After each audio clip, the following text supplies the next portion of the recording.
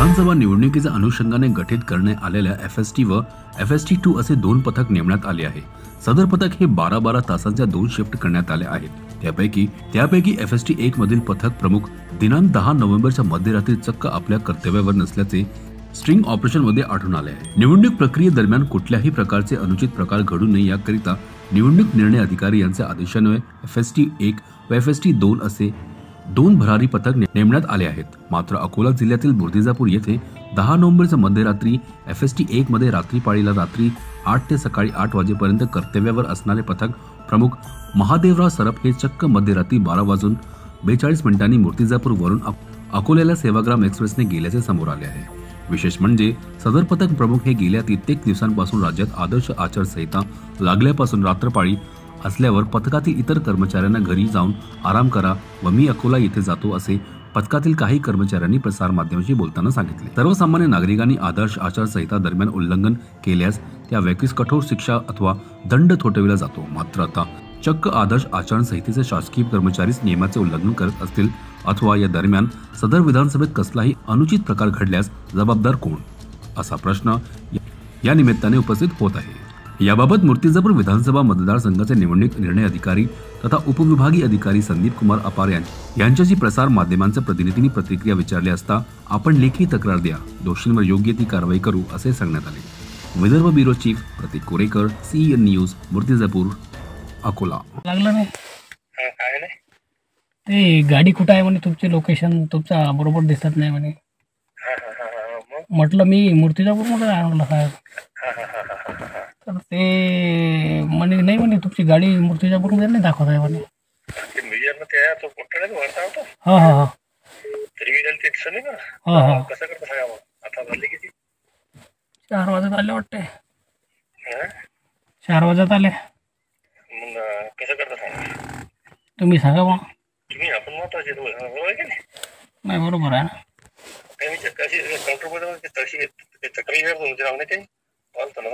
नाही तक्रार नाही पण गाडी कुठं आहे काय आहे लोकेशन असं गाडीचा विचारत होते।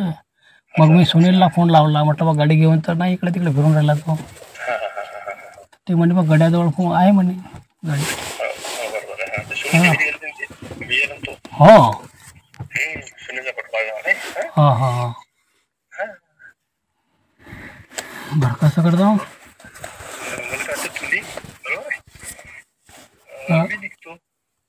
आता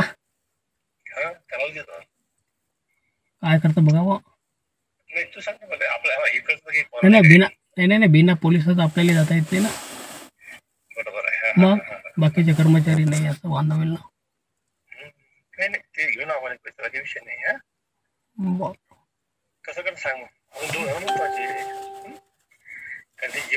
बरं ठीक आहे मी लावतो फोन मग, आहे की थांबा थोडा गाडीचं पाहता।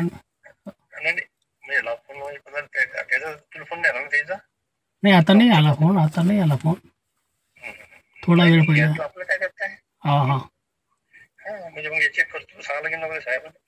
हा हा मला काही मिळू शकतो बरोबर आहे। हो हो हा काय बनवू शकतो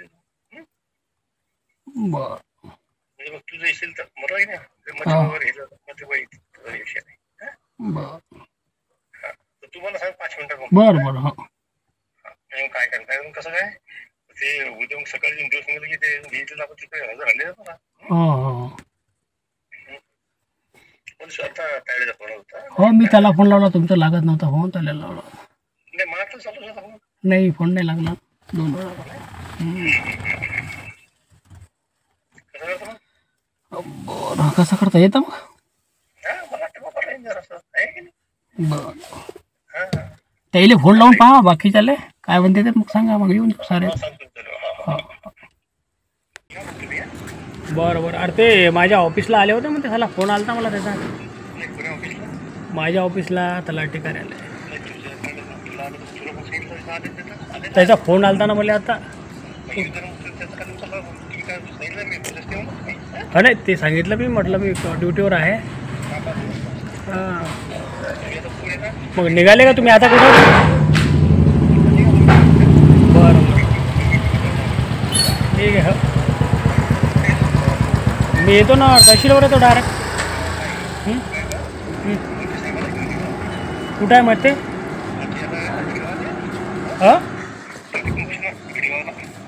नाही नाही, त्याला कुठून घेऊन येऊ मी? मी तर डायरेक्ट मूर्तिजापूर येईल ना ऑफिसवर. हां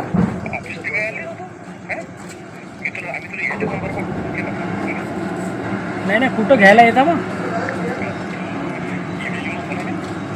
हां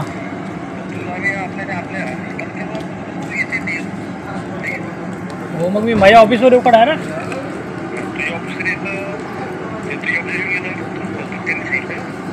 हां अरे ते पत्रकार लोक आलते म्हणजे ऑफिसवर, त्याचा मला फोन आलता म्हणे साहेब म्हणे आम्ही तुमच्या ऑफिसवर आलो होतो म्हणे. हां तर म्हणे तुम्ही हां तुम्ही कुठं आहे? हां मी तर सांगितलं झालं ड्युटीवर. हां नाही बरोबर आहे. हो ना हो ना हो हो हो, मी तर येऊन जातो बाद. बरं तुम्ही काय नाही साल मग आता? बरं ठीक आहे.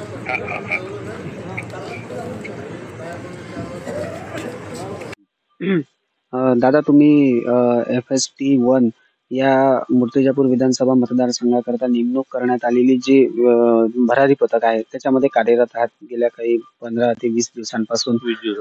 तुमचे इन्चार्ज कुठे आहेत? आमचे इन्चार्ज आहेत मगरचा आपलं सरफ साहेब.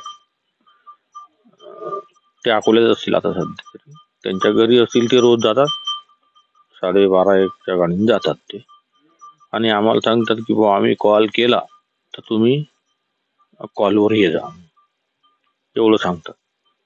किती ते किती ड्युटी असते नेमकी तुमची? आमची ड्युटी रात्री 8 ते सकाळी 8. आतापर्यंत 8-10 दिवस होती. आज आमचा शेवटचा दिवस होता.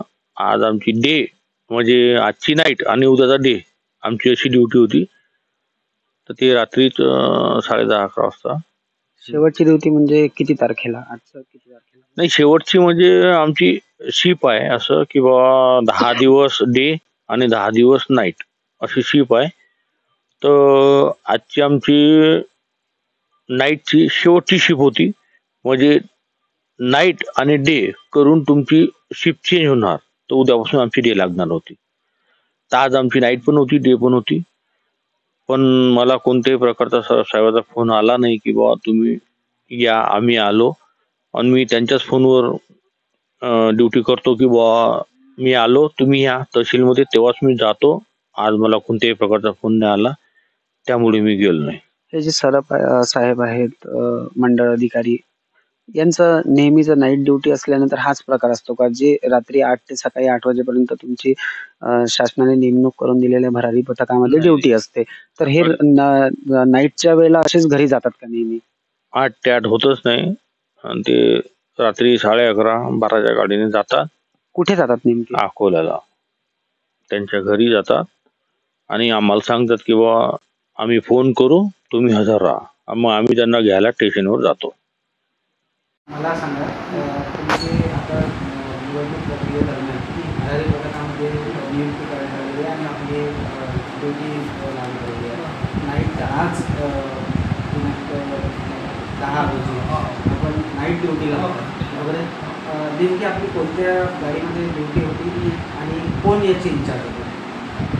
मी रात्री आमच्याकडे आहे भरारी पथकामध्ये, भरारी पथक क्रमांक 1, आणि आमचे जे पथक आहे त्याचे इन्चार्ज महादेव सरप आहे, आणि मी रात्रीपासून ड्युटीवर आहे. सर आपले जे इन्चार्ज आहेत सरप साहेब, ते कुठे आहेत? ते रात्री आम्ही 12-12:30 वाजेपर्यंत आम्ही राऊंडिंग केलं, आणि 12:30 वाजता ते म्हणे आपण आराम करू आता. त्यामुळे मला म्हणे तुम्ही तुमच्या ऑफिसवर आराम करा.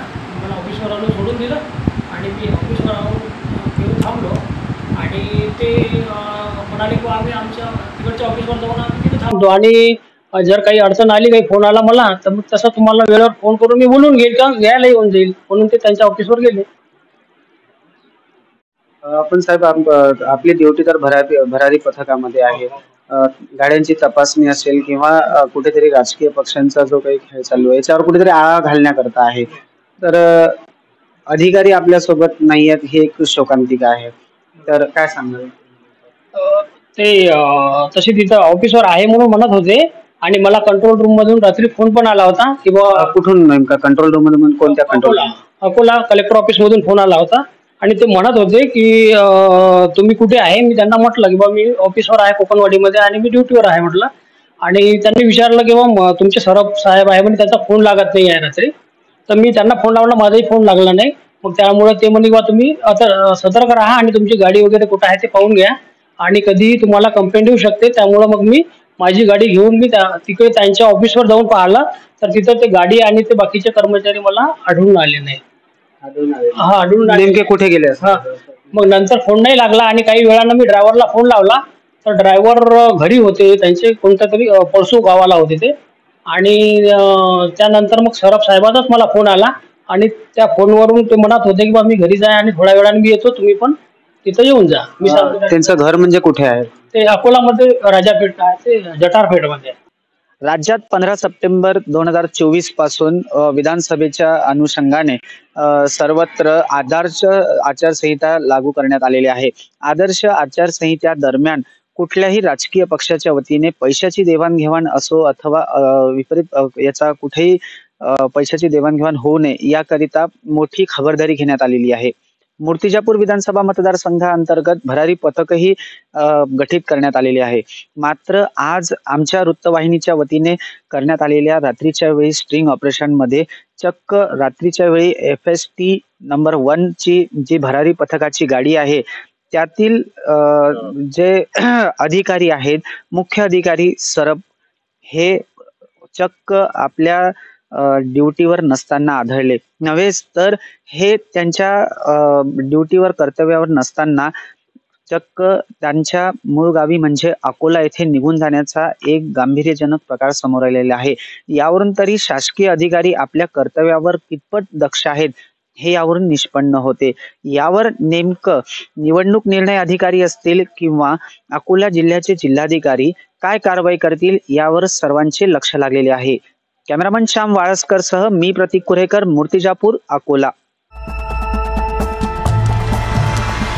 CEN न्यूज, देश प्रदेश की ताजा तरीन खबरों के लिए CEN न्यूज को सब्सक्राइब करें और रहें पल पल की खबर से हर पल बाखबर.